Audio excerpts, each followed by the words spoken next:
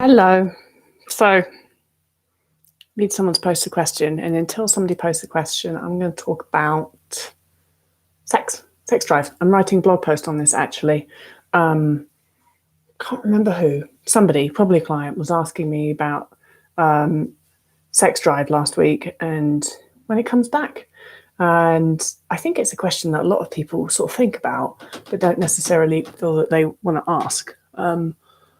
So the good news for me and for the vast majority of people that I've worked with is that your sex drive, if you do lose your sex drive when you have a restrictive eating disorder, comes back. And if you think about it, it's entirely appropriate that your sex drive would go because like your body's starving. So what the hell? It's not going to want to, like, it's not the time for making babies. So your brain's just like, look, human, all right, stop. You can't be interested in that right now. No, that is not going to be productive. It's just going to waste your time and you're not even going to get anything out of it at the end. Because as far as your body, as far as your biology is concerned, sex is probably about babies. You know, up here, a lot of us are like, no, sex is about pleasure. But your biology is like, no, it's really about babies. So that's where me and my biology definitely differ because I don't want to have any babies. God, no. I'd be an awful parent. Yeah. Anyway, so that's not going to happen for me. I've always been known that. I've always been very sure about that. I've never had any interest in having a mini me following me around. Me is enough to cope with, let alone me having to deal with mini me. So no one is to do that. Sex is totally about pleasure. But when I had an eating disorder, my body was like, you're not getting into that at all. You just can't be interested in that. I wasn't interested in it. And it wasn't like I came out of energy deficit and it was like, bam. Although it's like that for some people, we're all different. So I remember that. It took a while. It took a while. And as I explain in the blog, I think attribute a lot of that is to, well, a couple of reasons. One, my endocrine system took a long time to kick itself off. It's not like, like I nutritionally rehabilitated, gained weight, and it took quite a while after that before I got my period back, but not as long as I thought it would anyway. But then also, I think I had to do some rewiring around allowing myself to enjoy things. So my brain, when I had an eating disorder, I was very martyrish about just about everything. And I saw it as a failure to want to do things that were pleasurable, to allow myself to indulge in anything. And I think that actually, like money spending was a big one there. I think sex came into that category, to allow myself to indulge and enjoy. And it took a while for me to actually, first of all, be able to realize, like, oh, that's actually a thing. It's like an eating disorder thing that I'm not allowed to. I look down on myself slightly for wanting something pleasurable. And then when I realized it was a thing, I was like, oh, all right, fuck that. I'm gonna rewire the shit out of that. But it took me a while to really just even recognize it, that it was actually a bit of an eating disorder thing. Once I did, sort it out pretty quick. Anyway, so I've written a blog about that. I'll probably publish it later on in the week. Okay. Annabelle, tips for feeling judged by others while eating, especially when eating unhealthy food. You feeling judged is a choice that you are making. You do not know what another person is thinking when they are looking at you. They may be thinking like, yes, Annabelle, yes, she's actually eating for once. That's great. You don't know what they're thinking. So it's a choice to decide, I'm going to feel judged by that person. And it's a choice that you don't have to make. And so what you need to do is you need to control this a little bit more. Single focus, I'm eating food and I don't give a fuck what I think anybody else is thinking. And even if they are thinking about it, just don't give a fuck what they think anyway. It really is as easy as that. It is a choice to give a fuck. And you need to choose to not give a fuck. What most of the time you'll find out is that that's not what they're thinking anyway. Alexander, how to deal with my parents and therapists saying to ignore extreme hunger. I'm a child, so I can't just say duck you. I think he meant fuck you, and ignore them.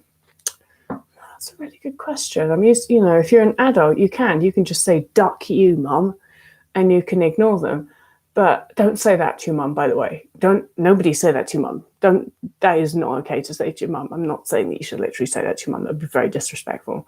To your therapist, fine. but just not your mum. But you're a child. That's harder. That is harder.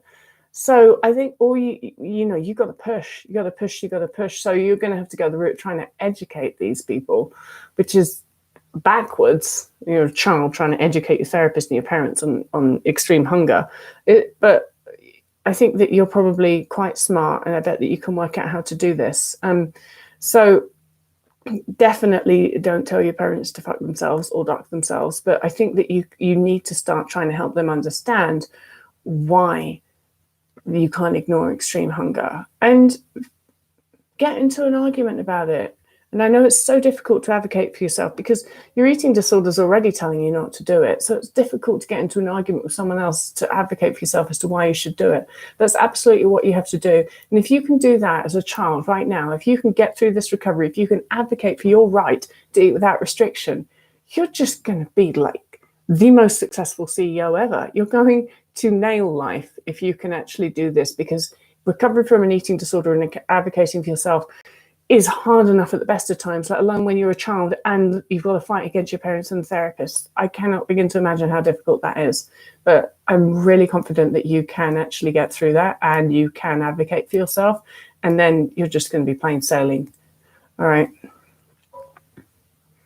Do you recommend alcohol in recovery? Yeah, I recommend alcohol most of the time. No. I mean, if people have a problem with alcohol, then no. But for me, it was a bit like the pleasure thing that I talked about with the sex. Like I've never had a problem with alcohol, and I like the odd drink, and I don't drink too much. But I wouldn't allow myself to have it, well, because there's calories in it, and because it's like an enjoyment, something that I could look askance at. And so for me, actually, drinking alcohol was an important part of not being restrictive and an important part of my recovery.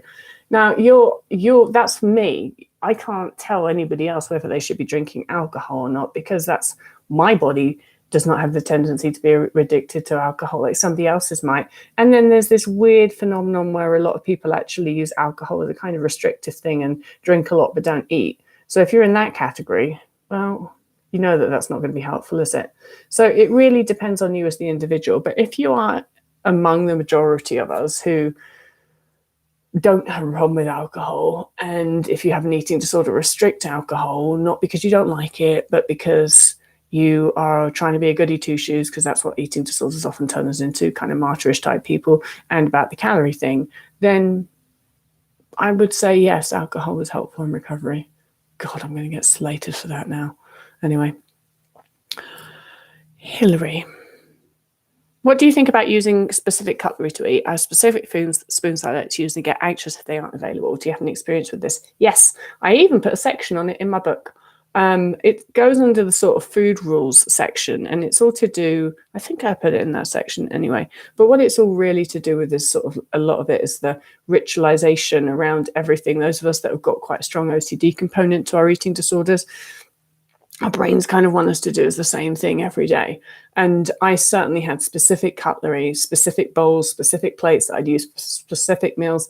And it was all just part of the ritual of eating for me. And I would feel incredibly anxious to the point where I feel so stressed that I would feel like I couldn't taste the food I was eating if I was to use different cutlery. Not so much. So say if I was eating somewhere else and that cutlery wasn't available to me, which happened very rarely because I mostly only ate in my own flat, then it wouldn't be quite the same. But if I was, say, in my own flat where my special cutlery was available to me, I would feel so incredibly stressed about not having it. And so I think that there's a number of reasons why our brain does that. But for most of us, it's just part of this ritualized way that we eat. In the same way I would sit in the same location at the table or wherever it was that I sat for that certain meal and feel incredibly stressed if I couldn't sit at that spot. In the same way I would go through the same little cleaning ritual before eating and feel incredibly stressed if anything meant that I couldn't do that.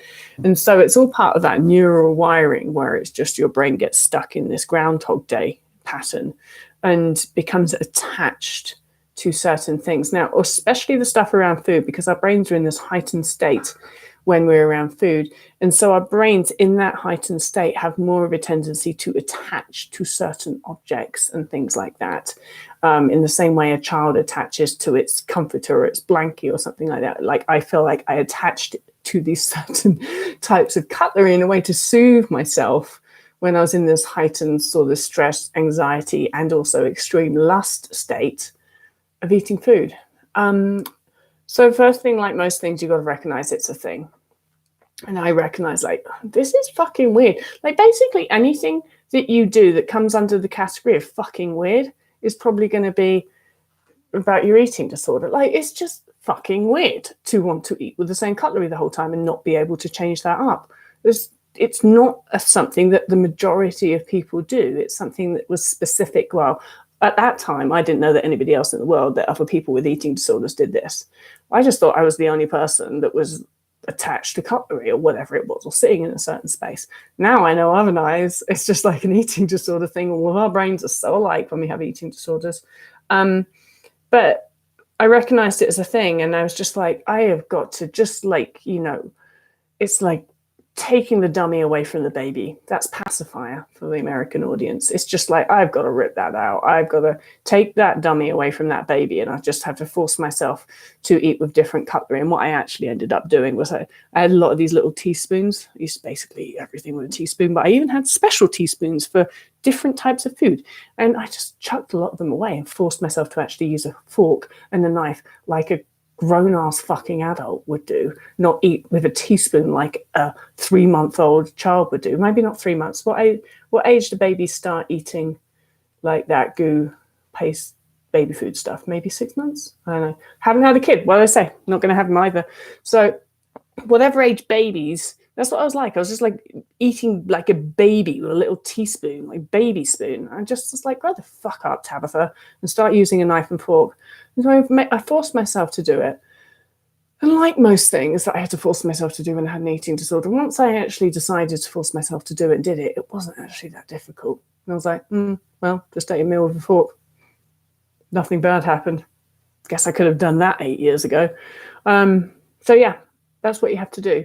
And there'll be plenty of things just like that. If it's about sitting in the same spot at the table, make yourself move and go and sit somewhere else. It doesn't matter what it is. If you feel like an attachment to that thing, whatever it is, an action, piece of cutlery, or whatever it is, a thing, if you feel attachment to it, you have to change it. And do assume that it is part of your eating disorder neural network. And do assume that it is vitally important that it goes if you want to fully rewire. Because, can you imagine if I hadn't decided to stop eating with a teaspoon? I'd have done everything else in recovery and I'd still be stuck here eating with a teaspoon. It's fucking weird. It's all got to go. Got to go. Just like me. I've got to go. Bye.